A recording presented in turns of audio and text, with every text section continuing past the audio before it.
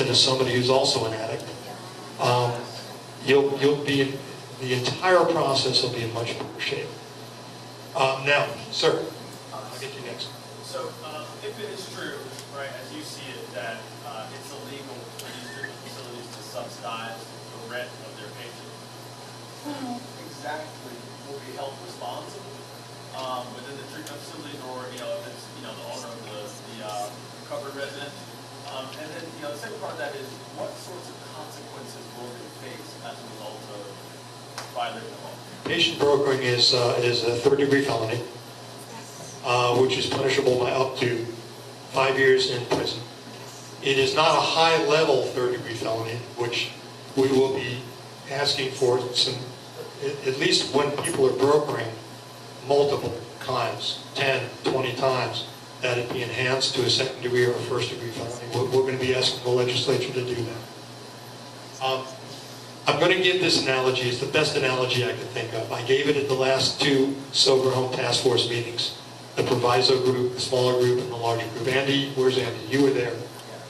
You were there when I said this.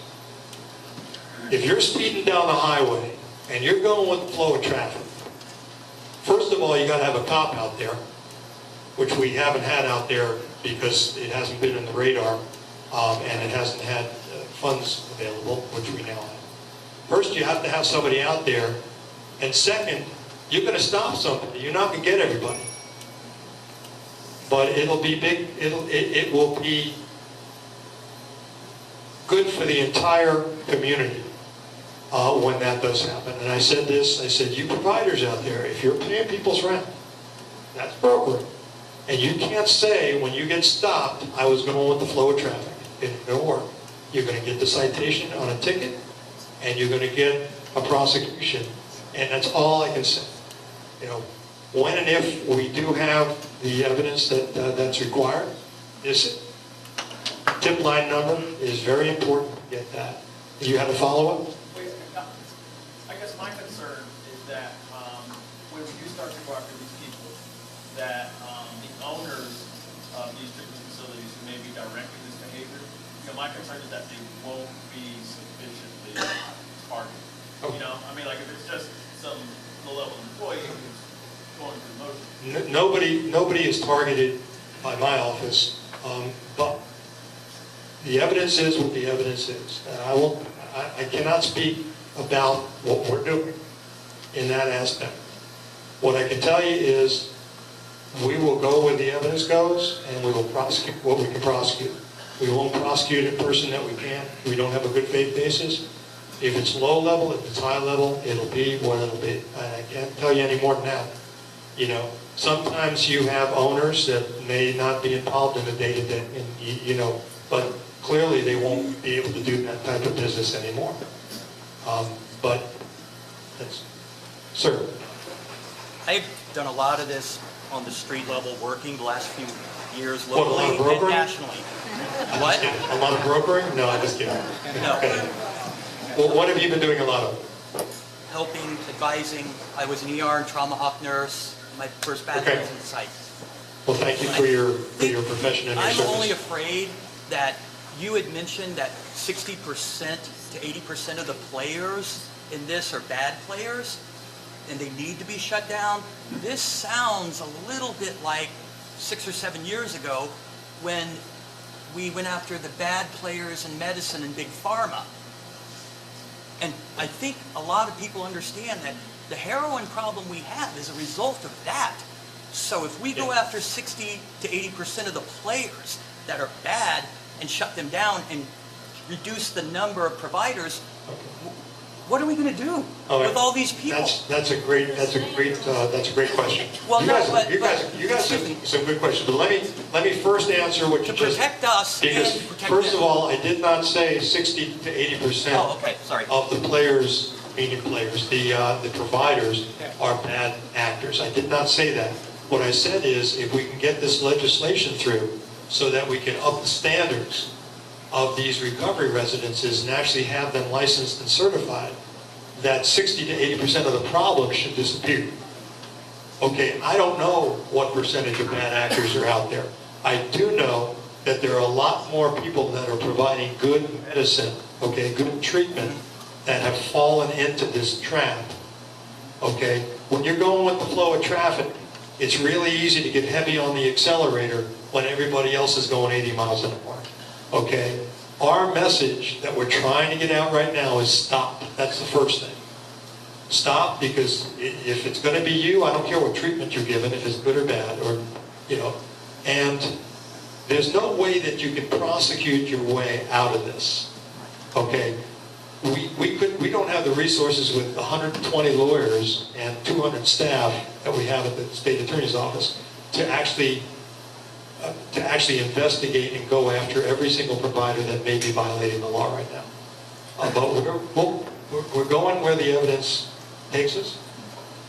Now, as far as big pharma and going after the pill mills, it's so astute of you to realize that. We got a whack-a-mole situation here, okay?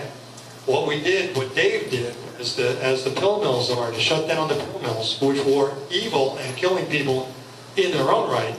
When you shut down the pill mills, all of a sudden people can't get Oxycontin where they actually know that it's made with pure ingredients, and now they're out on the street getting heroin from dealers laced with fentanyl, or, God forbid, carfentanil, which a couple of grains of carfentanil is an elephant tranquilizer. It'll kill you. So we stopped one problem. We now have another problem coupled with the treatment industry in Florida, in the state of Florida. And Orange County, California is our sister county, okay? And what is going to happen? I was just discussing this with you know, some folks that actually are very invested and been to all the sober home meetings. And what's going to happen when we shut down these bad flop houses? You're going to have a homeless issue. And hopefully, if we have the emergency numbers, these people from out of state can go home. Because it's infinitely less chance of overdosing in Toledo than it is here in Palm Beach County, if you're an addict and getting treatment. So anyway, yeah, you hit it on the head. You know, you stop one thing, another thing pops up. We're in the midst of stopping this, okay, and we plan to do it. Judge us by what we do. Yes, sir. If I were a heroin dealer, I would set up shops out there. I mean, the sober homes are here. You're out there on the street waving a bag at somebody who's trying to recover ice from a prostitute's house, and people will fall around the wagon. Wouldn't that be an angle if you're not taking it already? You just eliminate what's on the street as far as drug goes, try to keep these people from falling off the wagon, and then being out on the street and getting them being done there by the person's family. How many people think the war on drugs has worked? And that's kind of what you're saying. We have taken steps to increase the consequences for those heroin dealers that we are prosecuting, because heroin is dealing death, and we would love to be able. We'd hate to have this happen, but it's a reality. But nothing would be more beneficial than to take one of these heroin dealers and prosecute them for manslaughter.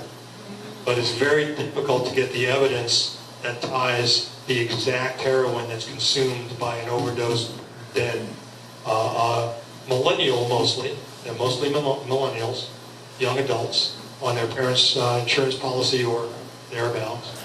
It's hard to prosecute that, but we are looking at heroin dealing as that's the vice. Marijuana is one thing, heroin's another, as far as how we treat that when we catch them. Sir, the bearded one. Insofar as you mentioned that there That's a cool thing you got going there, man. You're welcome. Interrupt my train of thought. Sorry. Insofar that you have scrupulous businesses whose business model is getting hurt by the bad players, who are those that are opposing and lobbying against your efforts, and what are their arguments that you need to counter? So far, we've had pretty good luck, not luck, we've had a pretty good response from the industry. because we're trying to bring this out. If there's going to be a rent subsidy and insurance is not going to pay for it, well, let's make it that economic model and carve out that one exception, provided the only place you can refer somebody to is a certified and licensed home, a facility, recovery residence. So far, I haven't heard too many people pushing back. Now, there will be people, and it'll be the bed providers that are going to be, giving, campaign contributions and maybe trying to get this stopped. But I haven't seen it yet. I haven't seen tremendous pushback. We haven't finished the product. Let's see what happens when we get to Tallahassee. You all need to be engaged and to let your representatives, those representatives and senators on the local level, know that you support these reforms. They're I don't want to use the word fortunately, because we're trying to do this pragmatically. It's not perfect, what we're doing, but it will really make a dent in what's going on right now. And so 60 to 80% isn't 100%, but I think we can get enough support to get it passed. Very, very quickly, because there's a lot of hands. Is there any way of possibly establishing, generally speaking, a contractual consensus or some sort of a contract between the provider and the recipient of your services, so that if you've got bed players that are not standing up to their part of the contract, you can always seek for fraud or similar offense? That's one of the suggestions in the legislation, is to have these, if there's a specific provider that's referring to a recovery residence, that there be a contract, that at least be a contract with the recovery residence to what they need to do, and then between the provider and the recovery residence. So we are talking about that. Bringing it out into the sunshine so that there's no hidden agenda here. Right now, there's a lot of corruption in this business. And there's a lot of good providers. Where's that gentleman that was over there? Okay. There are good providers that have seen their patients being poached to other places because some residence is offering Xboxes and massages and scooters and chiropractic every week and cigarette boxes of cigarettes. I mean, that's illegal. That's an inducement. Yes, ma'am. So along those lines, how are those employees being directed to that facility? We don't even have to listen. We don't even know who these recovery homes are. How are those individuals being directed? The question is, how in the world did these treatment providers know where these patients are to be able to get them into their IOP, intensive outpatient program? And the answer is marketing, which we have a marketing bill that will bring some ethics to that industry. But you call, you see the billboards, right? Call 800 get well, and you call that 800 number and you think you're getting someplace that represents a whole bunch of different treatment providers, and you get to pick the best one. This one offers this one offers that.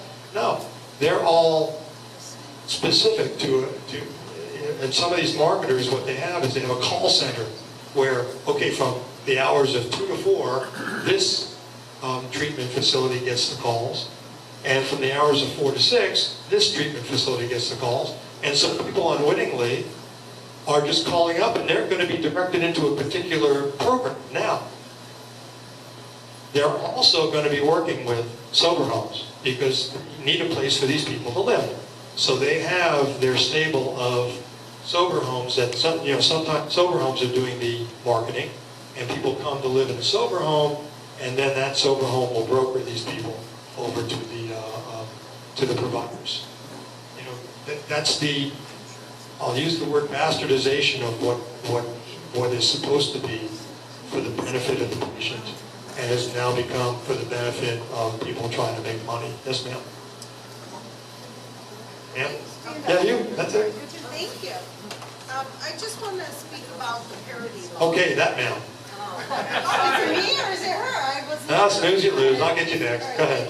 The parity law that came into effect a few years ago. You hit it on the head. You've been doing your research. Yep, I know it. That's what I talked about at first, when mental health and substance abuse became on a par with having chest pains. Yeah. Correct, and that's when everything went to hell. And now with doctors, if a doctor signs off on something, the insurance companies are afraid to say no. Yeah. And that's why there's so much money going into this. Initially, I will tell you, I was in the field and I loved what I did. And I'm no longer in the field, but I am a resident of Lake Worth and I'm a realtor. So for me, the reality of this has come to fruition. And this is it. The reality is that everybody's brokering clients because they can. Because the Florida model... Hopefully we're going to stop that. And I hope so. I really hope. And the Florida model has come in, like, it came in like gangbusters. The Florida model, for everybody here, Florida is unique. It's got something called the Florida model, which has all these different treatment modalities, you know, intensive outpatient treatment, a day-night treatment with residents, which actually requires that somebody have a residence, but the insurance companies don't pay for that residence. So that's where you get this fraud where, okay, I'm an IOP, intensive outpatient program. I need, or PHP, which that's an actual insurance designation, it's day-night treatment. But they can do it with the Florida model. And what happens is, you've got this combination where I need a place for my guy to stay, and then, you know, you have people coaching, I need more, I need this, I need that, I need $500, I need $600 per head per week, and that's where the corruption comes in.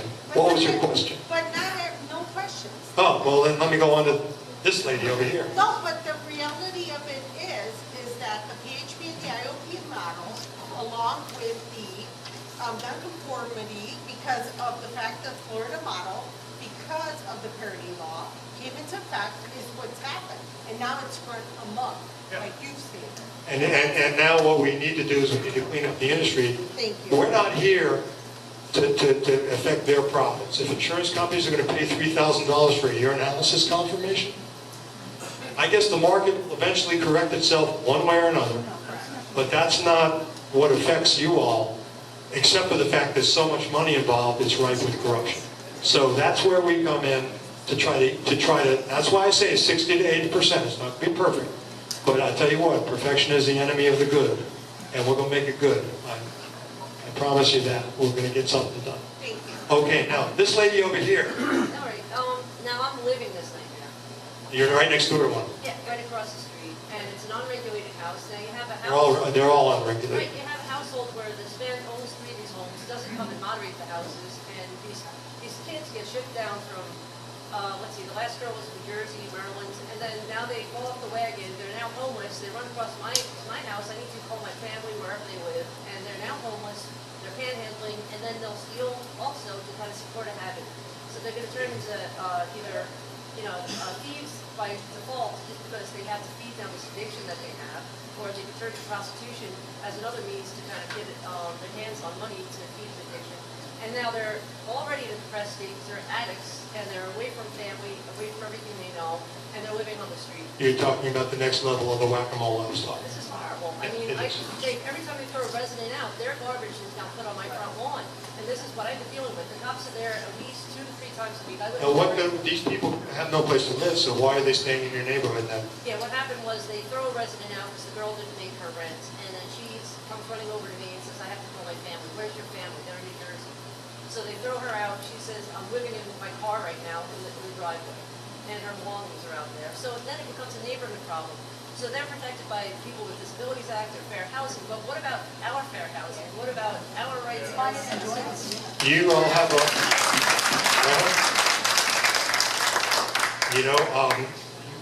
a genuine beef, and I can't answer, I can't give you the panacea. What I can say is, one of the things that we're trying to do in this legislation is to create a situation where those people are not just thrown out on the street. There's a 48-hour if they just relapsed. See, I thought the person you were talking about relapsed, but you're saying they couldn't make their rent.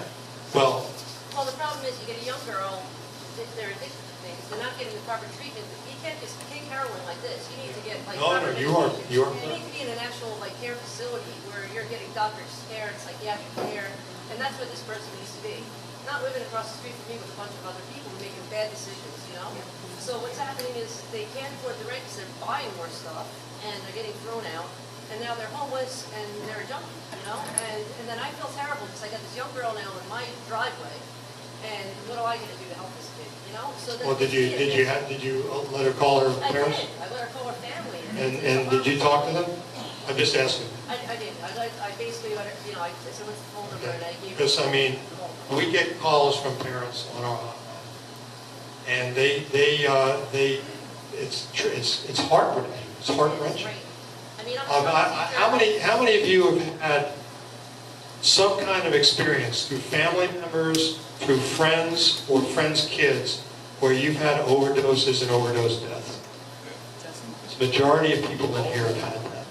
It's tragic. You know, we need to direct resources. I can't speak to that. I'm a prosecutor. That's why I say 60 to 80% is going to be a huge sea of improvement.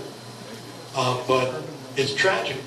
I mean, our investigators are taking calls on the tip line of a parent who says, you know, my daughter is, you know, relapsed and she's, you know, and this and that. And he just said, you get on a plane today and you go get your son or daughter. You get on a plane today. That's absolutely, you know, that is absolutely what, you know, and it's hard because they got, these people are well-meaning and they're sending, they feel that Florida, there are people who do get through this and become, you know, come back to us. You know, that are, I'm not going to say cured because it's not like, you know, it's not like, you know, the flu or pneumonia. But who are treated and are treated effectively and becomes clean and sober for the rest of their lives. And there are some people who have had that experience, and I have met some of them, who come back and they're running recovery residences the correct way. Or they're running treatment facilities the correct way. And those people are crying for relief from these bad actors. But yeah, I feel for you. I feel for everybody in the community when you have these subpar homes that are just dealing people. I have somebody in the back, ma'am, on the blue shirt, because we don't get to the back too often. Oh, you're going to have to talk about that.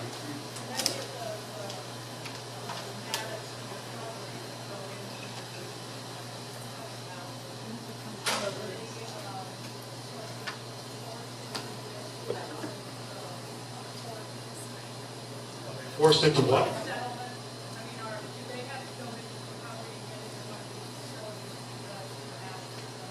Oh, you're talking about people who are mandated for treatment? That's usually through the criminal system or Marchman Act. We don't have enough resources in that regard. I wish we did. It would be better for everybody here. These are people who come. Most of the problems that you have are people who come here who have insurance and they're private pay or they're private pay. Because of the Parity Act and the Affordable Care Act, one of the 10 things that's required on every insurance policy in this country is mental health and drug treatment. You have to have a component in every insurance policy. And so now we have a lot of people on their parents' policies or have their own policies through work. Yes, sir. Immigration. Yes. I live in South Palm Park, and just adjacent to our neighborhood is South Federal Highway, which has many, they're not sober homes, but they purport to be. Not sober homes, but what? They purport to be sober homes. Oh, you're saying they're anything but sober, but they have people in recovery there.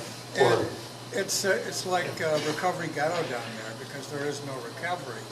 And How do you know this? Do you know this because, well, they wander through our neighborhood. okay. They sit on the curbs making crying telephone calls to relatives in other states. And you know what? The relatives in other states have heard it all before, so they don't believe them. As one of the educational things that we have to get out there is, when your kid calls from South Florida or Florida in general and says, get out of here, it's a dump, it probably is. It probably is. And they're in danger.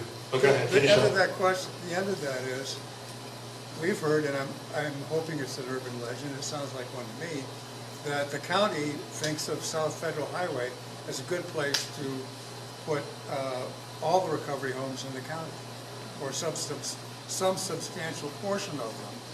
And to do that elsewhere, to have recovery areas within the county.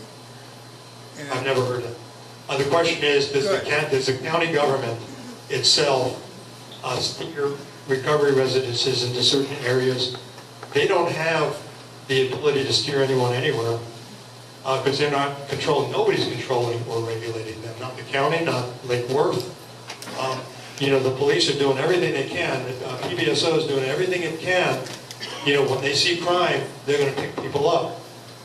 You know, we've worked with them, we've partnered with them to try to, when there is a corridor of crime, to work with them, even if it's nuisance misdemeanors, to try to move that out. And we take that very seriously, and so does PBSO. But there ain't nobody steering this ship. This ship is just a ship of opportunity. Yes, sir. I do agree that there is a large predatory element within the recovery world that obviously is the problem. But without any regulation, like you said, and these businesses are running unlike any other businesses, who is designating them the title of having recovery residents, and how are they substantiating that to be covered by ADA and to be under this umbrella of security? Okay. A recovery residence is just a group of people. The old model was called the Oxford model. And that, I said it earlier, it's a bunch of people who are past their intensive treatment. They have jobs, they pay their rent, they choose to live together, either in transition or because they want to live with people who don't party, people who don't do drugs, people who don't drink alcohol, and so they have a pact amongst themselves. It could be 4 people in a 4-bedroom house, you know, what have you. That's the old model that nobody ever had a problem with, really. It's this model that's coming into play where people are really not over their addiction yet. And that's what we're dealing with. But how are they getting substantiated to be protected by the ADA? You're going to have to talk to your city attorney about that. It's somebody who owns the house and is running the recovery residence. With no business, with no license. There's no license. Other than some business, I mean, there is a business. Well, if there's no license to cover that, then they can't really... You can, the XYZ Corp